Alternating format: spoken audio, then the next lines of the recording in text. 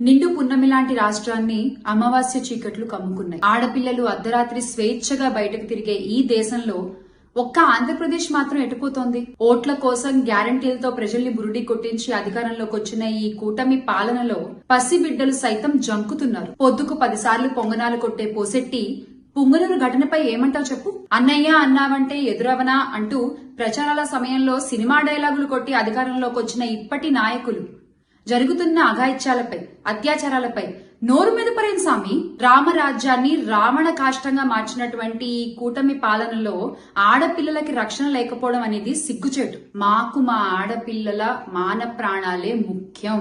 బాబుగారు, మీ సొంత జిల్లాలో ఇంత జరిగితే, ఇంత ఘోరం జరిగితే, ఇంత అఘాయిత్యం జరిగితే మీకేం అనిపించట్లేదా అండి? బాబొస్తే అదొస్తుంది, బాబొస్తే ఇదొస్తుంది, ఇవన్నీ దేవుడెరుగు. ప్రాణాలు పోతున్నాయి సార్ మీరు వచ్చాక.